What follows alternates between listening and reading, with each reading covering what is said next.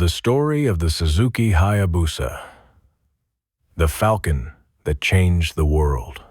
Have you ever heard the sound of pure speed? Not the kind you measure with numbers, but the kind that shakes your soul. In 1999, the motorcycle world heard that sound for the first time, and everything changed. The name was Hayabusa, a Japanese peregrine falcon, the fastest animal on Earth. And Suzuki, they didn't just build a motorcycle. They built a legend that would fly faster, louder, and prouder than anything before it. But how did it all begin? And how did the Hayabusa manage to dominate, disappear, and then be reborn stronger than ever?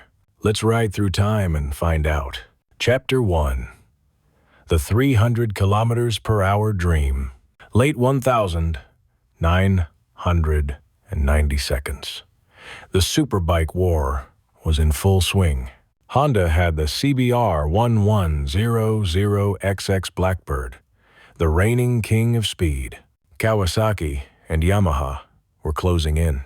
But Suzuki, they had something else in mind.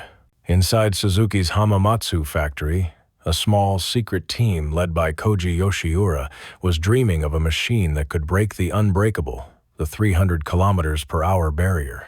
Their goal was insane. Build the world's fastest production motorcycle. Not just fast in a straight line, but stable, aerodynamic, and rideable.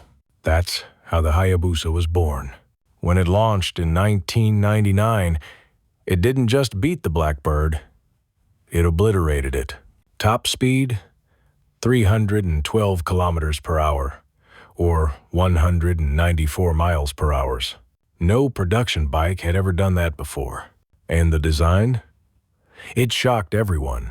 The bulbous front, the long tail, the sculpted curves. People said it looked like a spaceship, or even a fish. But it wasn't about beauty. It was about cutting through the air like a falcon diving for its prey. Fun fact, Hayabusa means peregrine falcon, the bird known for preying on blackbirds. Coincidence? Definitely not. Suzuki's engineers had a sense of humor. The Hayabusa's dominance caused chaos. Manufacturers panicked. Governments worried. A production motorcycle that could exceed 300 kilometers per hour? That was terrifying to some regulators.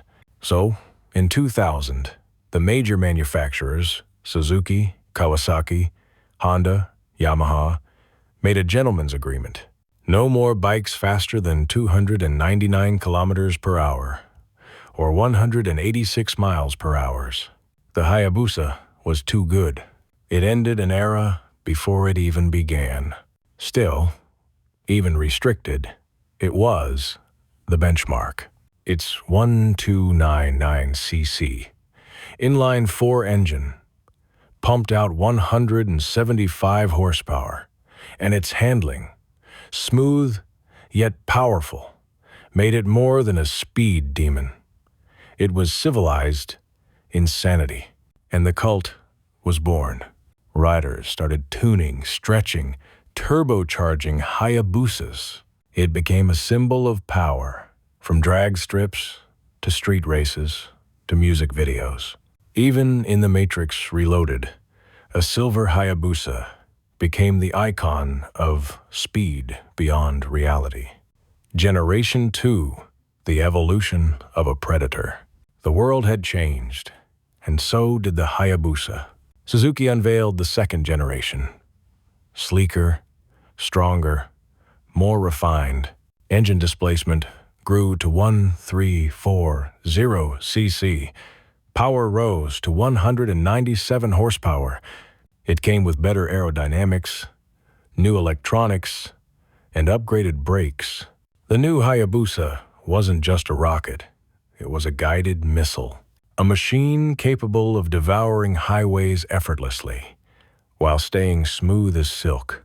And yet, it stayed true to its DNA.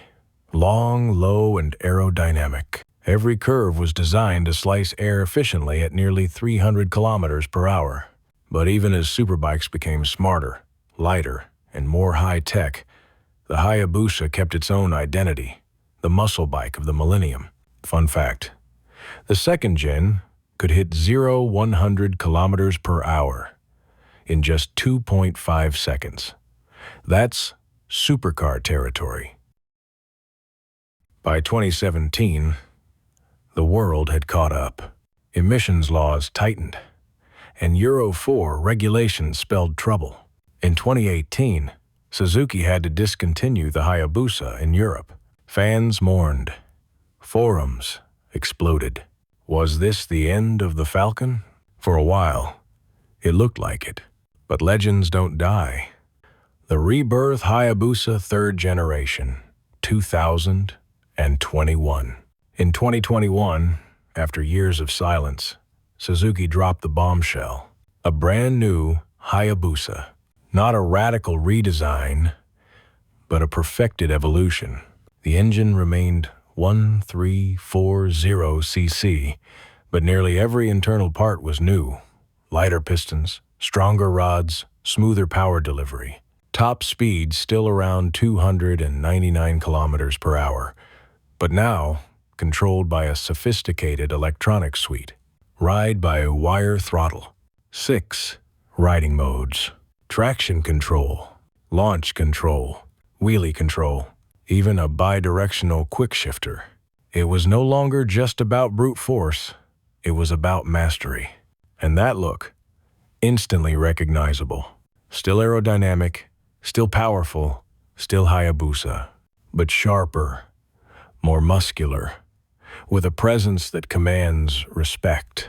Fun fact, the 2021 Hayabusa was one of the few bikes hand-tested at over 300 kilometers per hour on Suzuki's own test track, just to make sure it felt like a Hayabusa should.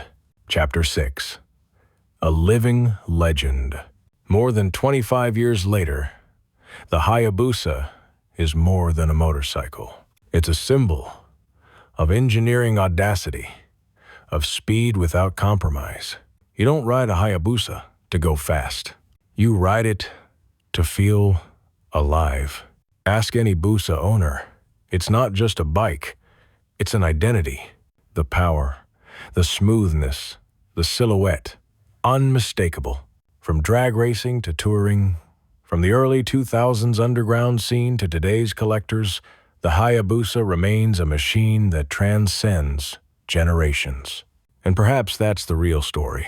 The Hayabusa wasn't built to chase trends. It was built to define them. So next time you hear that turban-like sound slicing through the night, remember this. Somewhere out there, a Hayabusa is still flying. Because legends, they never slow down. The Falcon still flies.